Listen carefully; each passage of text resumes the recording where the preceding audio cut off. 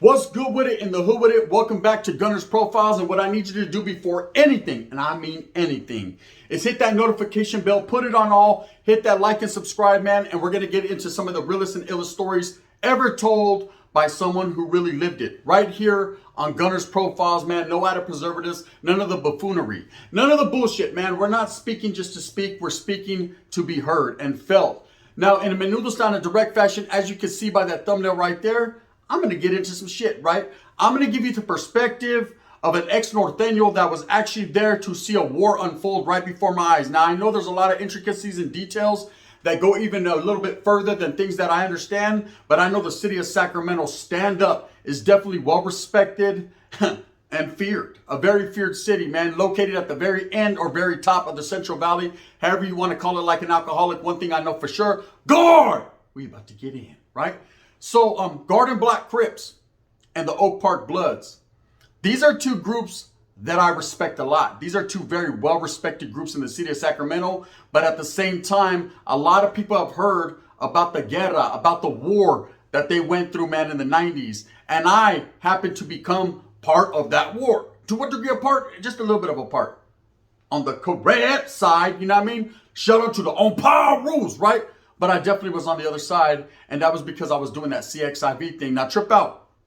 When I first met anybody from these two particular gangs, it was in NRCC. And I remembered pulling up to NRCC, which was our reception for the Norteños. It was the Northern California Reception Center.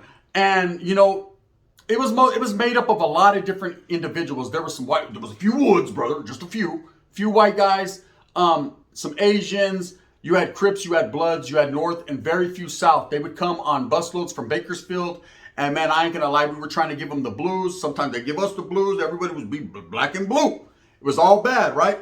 But that was gangbanging in the 90s. It was get off where you were mad at. It was never hesitate. It was do it because it was there to be done. Now, trip out. The first time I ever came in contact was with a Garden Block Crip. He was from 29th Street. And I had heard of SIBO, and I had heard of Brother Lynch, and I had heard of X-Rated, and I listened to their rap music. They were still young in the game and barely coming out about this time. I was a young kid, but their music was motivating, especially if you were a gang member, you were trying to wiggle like that. The wigglization was real to some X-Rated. They definitely were putting out there the type of music in Northern California that we look forward to, gangbanging to. So that's all I knew about them. I had never really met a Garden Block Crip or even an Oak Park Blood at this time, period. But I remember getting to NRCC, and the way that the cells were is it was a long row of cells.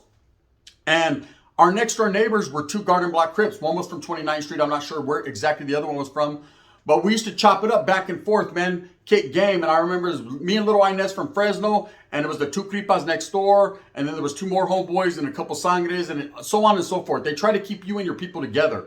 And so I remember he was telling me all kinds of things that they used to be involved in and get off with. And I remember at this particular spot, because it was in Sacramento, right on Ramona Avenue, you guys know that, no?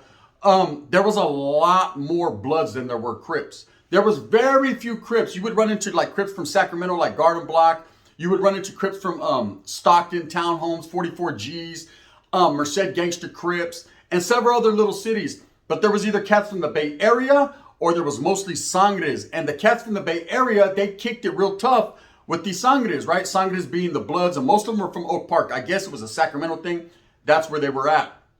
And I remember these guys telling me that they were going to get off with the Bloods as soon as they came out for chow, because I guess one of the Bloods, they knew each other from the streets. They had beef on the streets. It's whatever.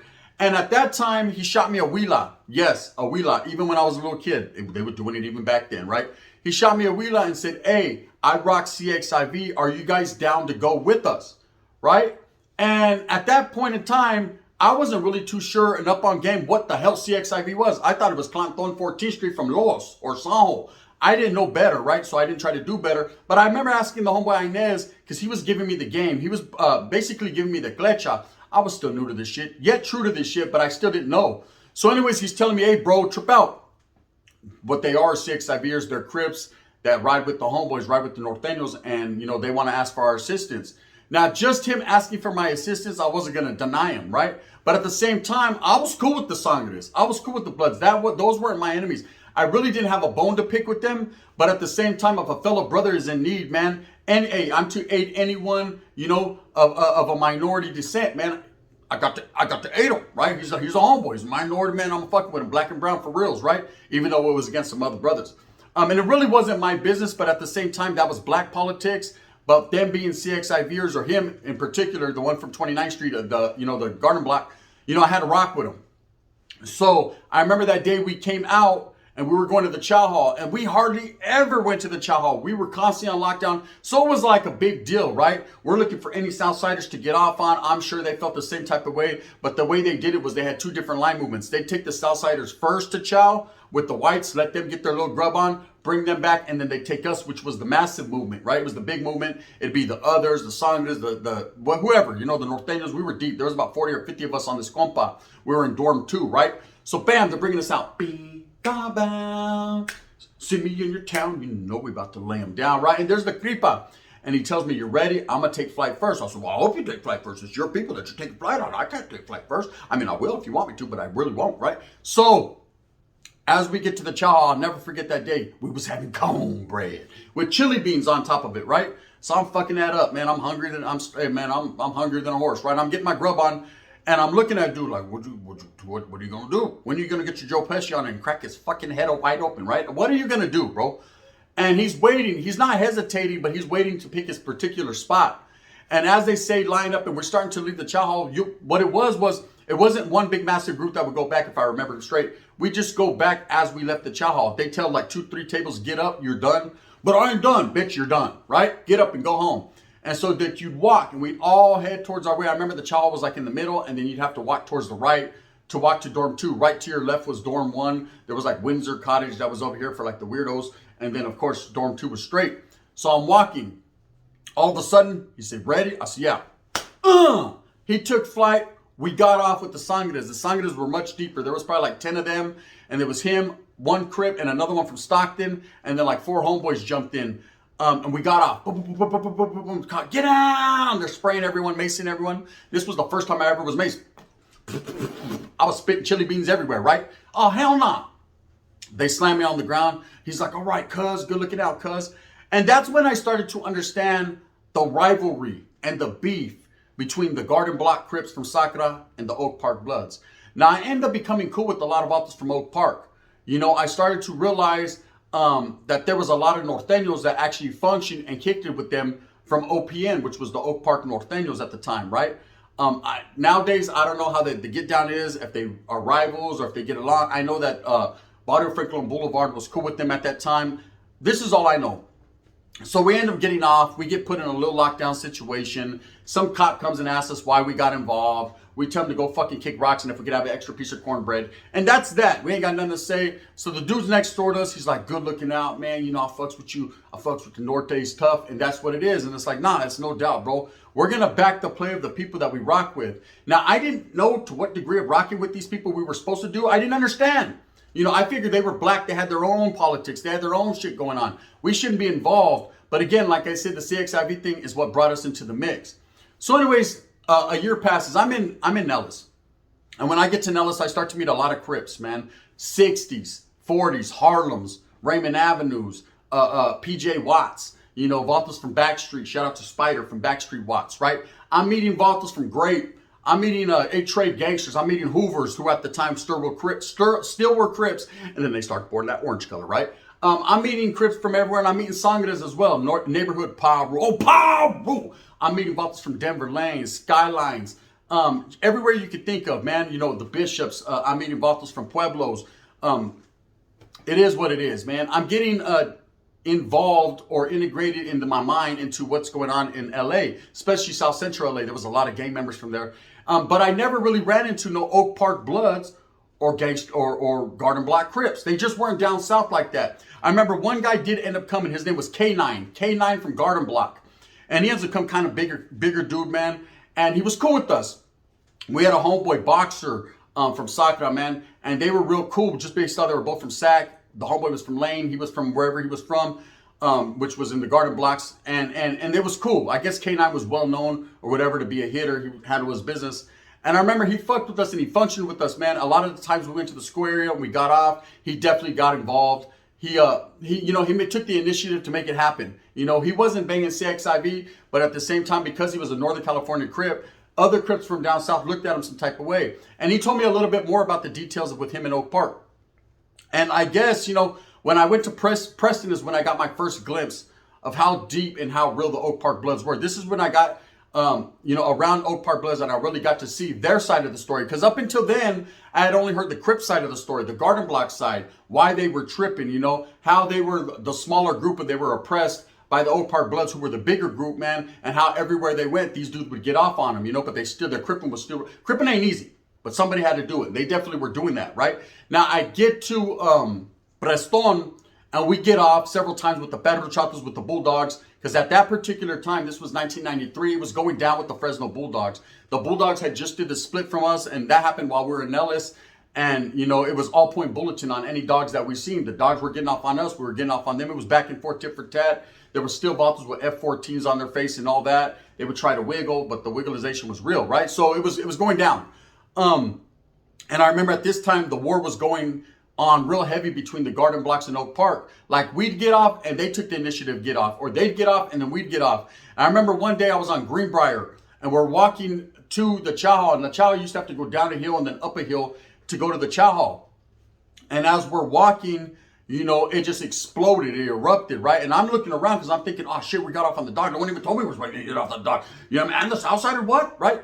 But it wasn't. What was happening was Oak Park Bloods, they were about 10 deep on the compa, and there was like 4 or 5 Garden Block Crips, and they just got off, man. And then all the other Crips got involved, all the other Bloods, and it was major war. And that war right there, I'll never forget, because that was equivalent to me to what North and South, Bulldogs and North and South was going on. The TRGs in Long Beach, that was another 2 groups that were just fucking on site, craziness on site, right? And even at one point in time, the MODs were going at it with another Asian group. It was odd, man. It was odd in them times because everybody had an enemy, everybody would get off. But I remember that was a war that was happening and unfolding right before my eyes. So anyways, I remember that day the Bloods are getting off in the Crips. Bam, bam, bam, their bottles flying everywhere, right? We took the initiative to get off on a couple Southsiders and Perro Chatos, and it was a good fight. You know, we were about even. Everybody was handling their business. Cops spraying everyone, laying everyone down, stomping on people's heads. It's the way it went.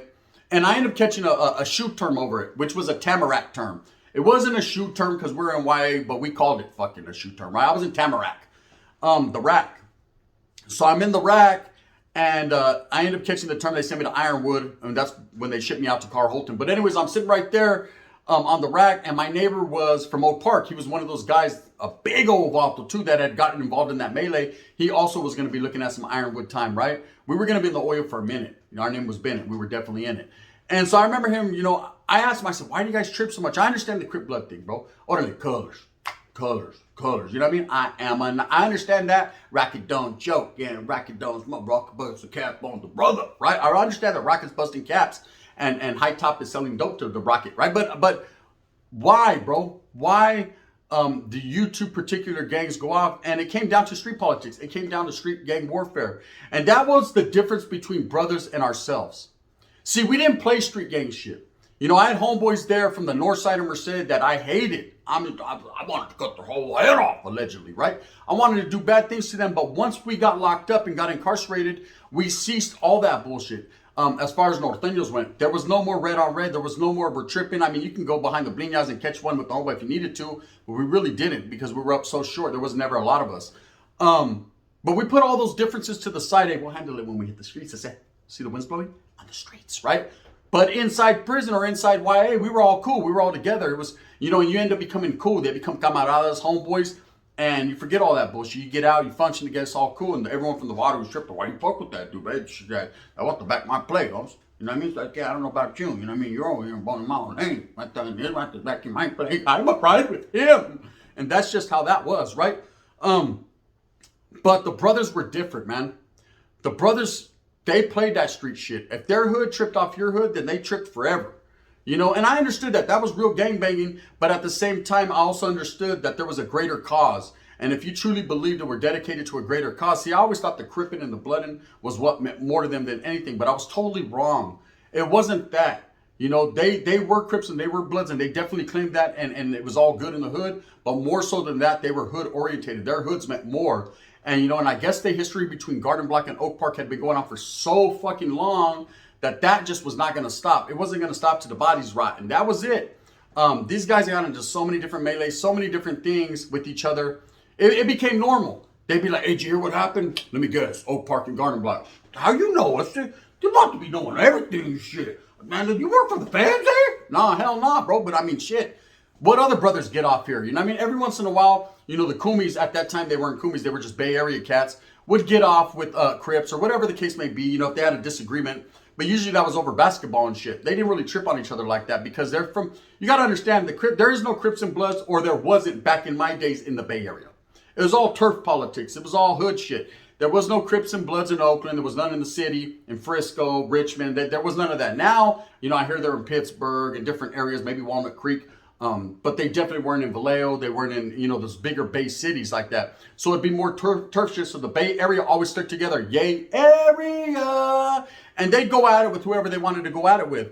So every once in a while that would happen. But it was more on some Northern California Crip and Blood shit. Now, there were some Crips and Bloods from down south, but I never seen them go at it like that. Like, I'd see, like, I remember Smiley Roo from Neighborhood. He'd kick it with Young Dake from PJ Watts.